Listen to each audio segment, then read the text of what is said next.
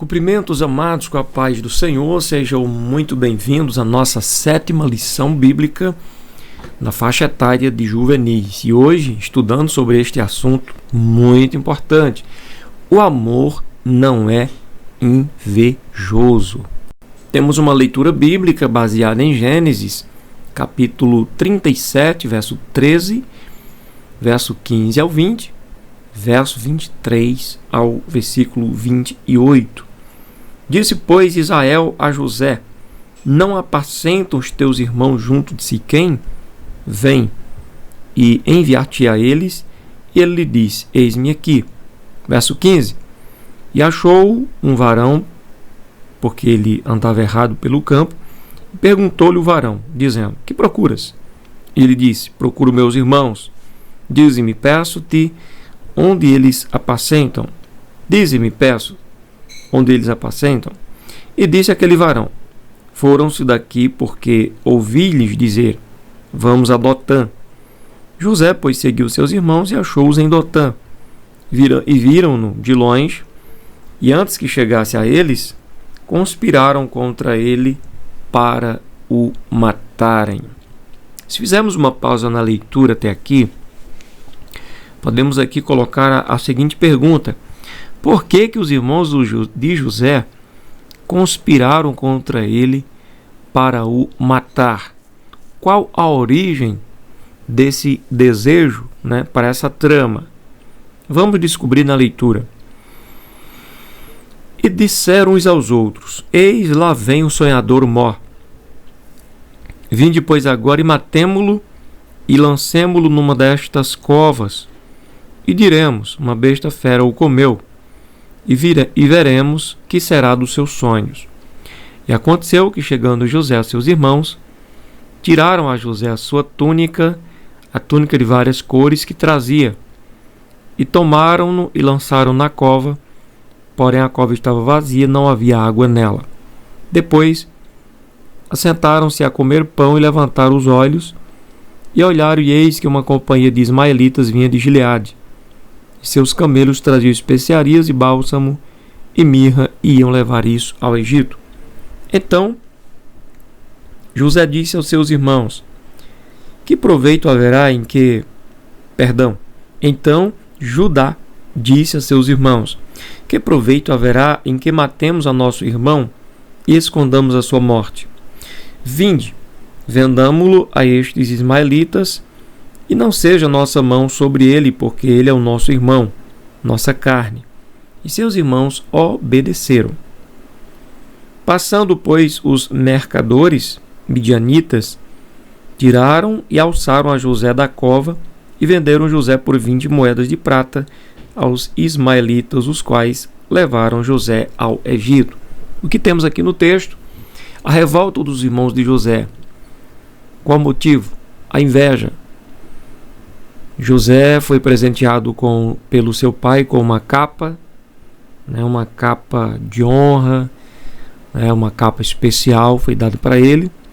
José havia sonhado sonhos que traziam uma indicação de que um dia seus irmãos se curvariam diante dele, e isso desperta nos seus irmãos um sentimento de revolta, proveniente aí de um coração invejoso. E isso é muito perigoso. O que estaremos estudando na lição de hoje é para nos prevenir contra esta obra da carne chamada inveja. E veremos na nossa lição o único antídoto contra a inveja. Os objetivos da nossa lição são os seguintes: abordar as nuances e os perigos da inveja, orientar sobre como lidar com a inveja, mostrar o amor como antídoto contra a inveja. São esses 3 pontos principais que estaremos aqui discorrendo na lição de hoje.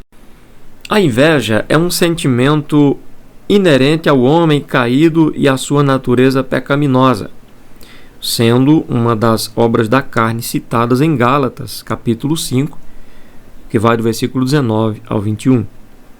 Abrange a mente e, consequentemente, contamina todo o ser da pessoa. Sobre A inveja, primeiro tópico, etimologia da palavra. No grego, o termo utilizado para indicar a inveja é Petronos, nome designado a um deus da mitologia para representar a inveja e o ciúme. A palavra inveja, porém no latim, invidia, tem um significado forte e real, pois identifica ter desprazer na felicidade do outro. O invejoso pensa. Ele pensa o seguinte: se eu não posso ter, ninguém o terá. Então, o que acontece? Quando ele vê alguém prosperando, ele fica triste. Ele fica com sentimento de raiva, de revolta.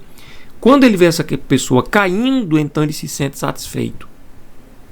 Veja como é uma coisa carnal mesmo, uma coisa contrária à vontade de Deus. Bem, mas vamos conhecer aqui os 3 elementos da inveja. Richard W. Dott, em seu livro Orgulho Fatal, da CPAD, fala que a inveja possui 3 elementos que dirigem todo o sistema do mundo pecaminoso contra Deus. Quais são esses 3 elementos? A concupiscência da carne, a concupiscência dos olhos e a soberba da vida, conforme aparece em 1 João capítulo 2, verso 16. Segundo ele, a concupiscência da carne produz cobiças, ódios e rivalidades invejosas. A concupiscência dos olhos faz surgir luxúria, cobiças e práticas malignas. E, por fim, a soberba da vida traz a arrogância da justiça própria, do desejo de poder, posição e riquezas, como a prática do hedonismo. Segundo, terceiro subtópico, diferenciando os sentimentos. A inveja é um sentimento que pode ser confundido com outros, portanto, muita atenção para isso, né? Letra A. Inveja versus ciúme. Embora sejam parecidos, possuem uma grande diferença. O ciúme está ligado ao medo de perder algo que possui. Já a inveja é o sentimento de desejo pelo que outra pessoa possui. Veja a diferença. Ciúme, medo de perder algo que possui. Inveja, desejo pelo que outra pessoa possui. Inveja versus admiração. Há quem fale sobre ter inveja santa do outro, mas a inveja é de origem pecaminosa, maligna e carnal e jamais poderá ser santa. O termo mais assertivo para o que se quer expressar talvez seja admiração, né? Admiração pelo que o outro alcança, pelo que o outro é, pelo que o outro possui, né? Admirar algo ou alguém não é pecado, desde que não haja desejo de destruir ou tomar o que é do outro, né? Se eu me admiro com alguém, com a forma de alguém, com o que ele possui, e eu me alegro com ele, tudo bem. É uma admiração e algo totalmente saudável. Agora, se eu me admiro com o que alguém tem e surge em mim um sentimento de que essa pessoa perca o que tem, seja destruído, sua reputação, enfim, esse sentimento não é bom. Está mais para inveja, né? Terceiro, inveja versus cobiça. O cobiçoso deseja o que é de outra pessoa, mas não demonstra a necessidade de destruir a felicidade alheia. Para o invejoso, não basta apenas ter a bênção alheia, pois para ele o insuportável é ver alguém mais feliz que ele. Por isso faz de tudo para destruir o seu próximo.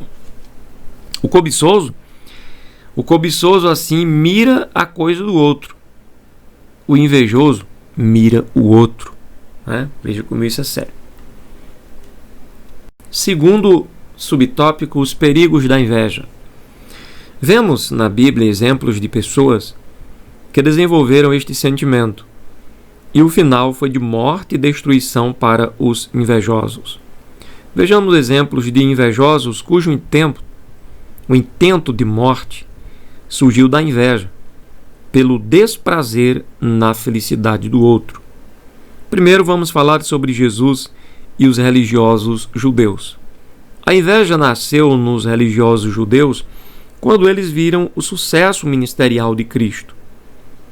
Aqueles que se assentavam na cadeira de Moisés, incendiados pelo anseio de roubar a glória e a proeminência, do Altíssimo, que se fez homem, tornaram-se culpados por derramar sangue inocente. E pouco tempo depois, tiveram sua capital arrasada pela destruição romana em 70 depois de Cristo. Então, os líderes religiosos da época tiveram muito inveja de Jesus e logo traçaram planos para o matar. O que estava acontecendo ali não era zelo pela lei, até porque Jesus não estava quebrantando a lei de Moisés. Pelo contrário, ele estava cumprindo. Então, o zelo ali não era pelo povo, porque se fosse pelo povo, eles não matariam Jesus, porque Jesus só fazia o bem ao povo. Tanto que em um certo momento, quando pegaram em pedras para matar ao mestre, ele faz essa pergunta: por qual das boas obras vocês querem me matar, me apedrejar? Então não era isso, não era por causa de que Jesus era uma ameaça para o povo, ameaça para a lei, não. Inveja. Segundo exemplo de perigo da inveja, que ele é capaz: Caim e Abel. O primeiro homicídio resultou da inveja no coração de Caim. Inveja de quem? Inveja pelo seu irmão Abel. Caim se inflamou de ira e desgosto contra seu irmão, que, diferente dele, ofereceu o seu melhor e alcançou a atenção de Deus. A inveja, conforme diz Tiago, é perversa, um sentimento que pode se tornar mortal. Por isso é preciso tomar muito cuidado para não nos deixarmos contaminar pela inveja. Aprendemos lá no primeiro tópico de que o invejoso mira no seu adversário, que é aquele que está se dando bem. Então, desta forma, a inveja é capaz sim de despertar um sentimento no coração do invejoso e desejar a morte do seu semelhante. Terceiro exemplo, José e seus irmãos. Como já fizemos a leitura bíblica, o sentimento dos irmãos de José por ele era a mais terrível inveja. Ele era o filho amado de Jacó, que recebeu uma linda túnica, a prova de sua preferência paternal. Desse sentimento brotou a obsessão em destruir José. Tinha que tirar José de cena, Para enganarem Jacó, a túnica foi molhada em sangue de um animal e levada até ele. Os irmãos não queriam a túnica para si. Apenas não queriam ver a felicidade de José. Quer dizer, o problema não era a túnica, o problema era José, ter ganhado, atraído para si o prazer e a alegria do seu pai. O sentimento de culpa lhes perseguiu por muitos anos. Essa história exemplifica como a inveja pode se transformar em uma obsessão, uma ideia fixa e desarrazoada, levando a condutas irracionais como morte, assassinato, mentira. Todo tipo de trapaça é possível passar ou surgir no coração do invejoso. Terceiro tópico, lidando com a inveja. Reconheça o sentimento. Como vencer a inveja? O coração do ser humano é a origem de todos os tipos de males, e entre eles está a inveja, conforme está escrito em Marcos 7, verso 21 ao 23. Eu vou fazer a leitura, vou pegar aqui um texto bíblico, Marcos capítulo de número 7, verso 21.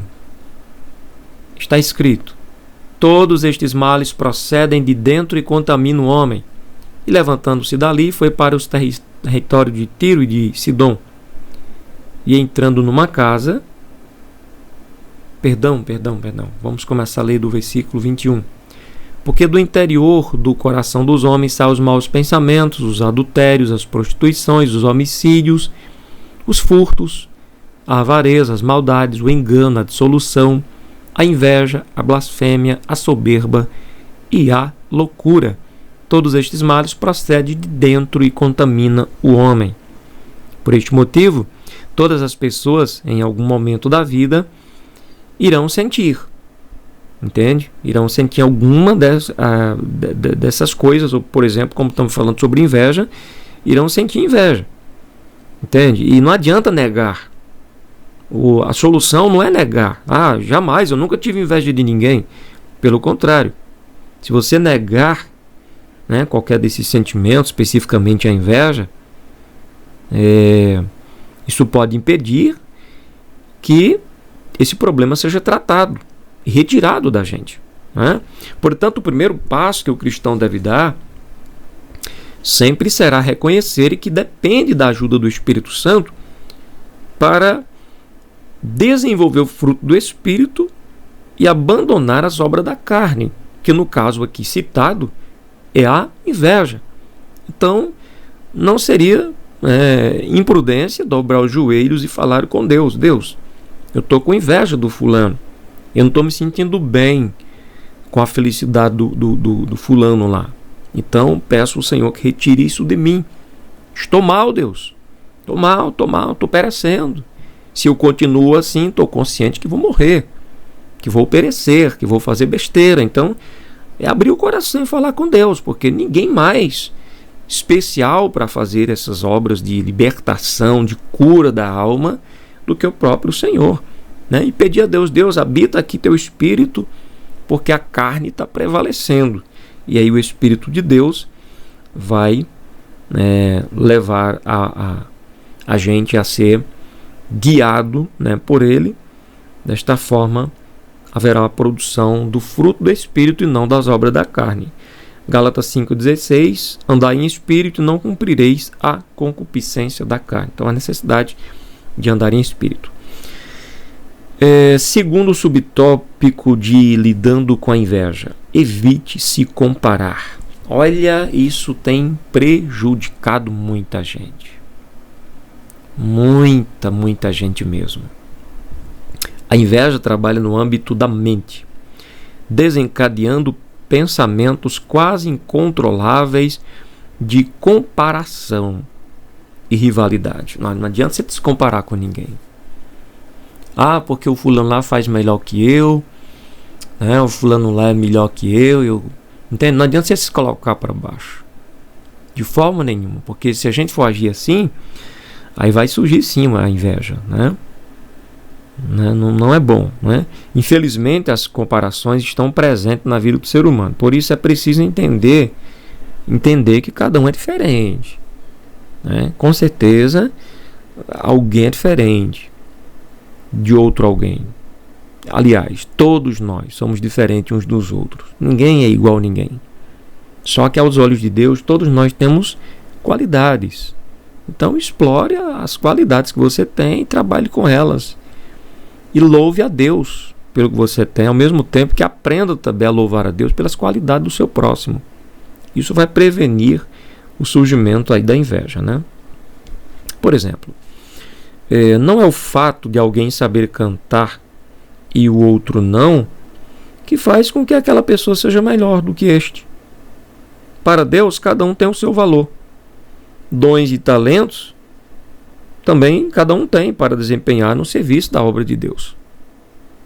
Se você não sabe cantar bem, alguém sabe cantar bem, você não sabe, sirva a Deus com o que você tem e com o que você sabe fazer. Não adianta estar se comparando e de repente estar com inveja do outro lá que sabe cantar bem, né? É isso aí.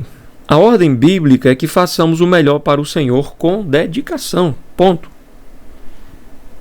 Terceiro subtópico: cuide das emoções. É muito importante que não nos deixemos levar pelas emoções, pois elas são passageiras, são irracionais, e pode nos conduzir a atitudes impulsivas.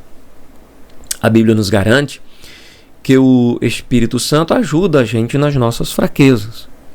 Romanos 8, 26, 27. Por isso, ore, peça ajuda dele. Peça ajuda do Senhor. Cuidar das emoções implica equilibrá-las com a razão, com o auxílio do Espírito, dominando nossos pensamentos para não focar naquilo que traz maus desejos. Amém? Então é isso aí. Quarto tópico. O amor é o antídoto. O amor deseja o bem. O verdadeiro amor ágape não se aborrece com a felicidade ou conquista do próximo, seja ele quem for, seja em que nível for essas conquistas ou esta felicidade. Muitas vezes, assim como o salmista Asaf, possuímos um senso de justiça determinando quem deve ser próspero ou não. Isso não está no nosso domínio. Quando a gente tenta dominar esta área, logo nos ofendemos. Mas Deus fez o sol para nascer sobre o justo e o injusto. Portanto, devemos nos alegrar com os que se alegram e chorar com os que choram. Romanos 12, verso 15. Independentemente de quem quer que seja essa pessoa. Segundo subtópico, o amor não é fingido. O amor verdadeiro não é fingido. É muito comum que o invejoso simule amor por alguém próximo, Pode ser um grande amigo, até mesmo alguém da família. Mas Paulo, em sua epístola aos Romanos, diz que o nosso amor não deve ser fingido, mas antes, um amor sincero, cordial e fraternal, valorizando o próximo.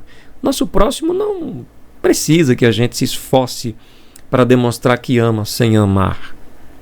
Não, ele quer que nosso próximo precisa que a gente seja sincero, como também nós mesmos precisamos ser sinceros. E Deus, que está acima de tudo e de todos, quer que sejamos sinceros. Então, nada de amor fingido. Se ama? Amém, ama. Se não ama, também não adianta fingir que ama. Isso não vai trazer resultado bom para ninguém. Terceiro, o amor é perfeito. O amor de Deus é completo, incondicional, eterno e pessoal. Mesmo que este amor seja incansável, ou inalcançável, melhor dizendo, para nós, enquanto seres humanos, devemos procurar nos aperfeiçoar no amor de Deus. O amor como o dom supremo, como um caminho ainda mais excelente, conforme é relatado pelo apóstolo Paulo em 1 Coríntios, capítulo de número 13. É isso que precisamos, amar. Amar, amar e depois amar de novo, e teremos uma vida muito saudável. Conclusão. Nesta lição, vimos que a inveja é um sentimento comum ao ser humano, mas é preciso estar atento para não dar vazão para esse sentimento, pois traz sérios prejuízos e é como um veneno que contamina quem tem e quem é o objeto da inveja. Devemos dominar nossos pensamentos, e o ponto-chave para afastá-lo é nos encher do amor curador de Deus. O jovem cristão deve, com muito zelo, buscar as coisas do Espírito Santo para que, assim equipados, possam ajudar, consolar e abençoar o próximo neste mundo. Vivendo assim, agradaremos a Deus e teremos uma vida tranquila e saudável. Portanto, evitemos a inveja e abracemos o amor do nosso Deus. Deus abençoe. Até a próxima, em nome de Jesus.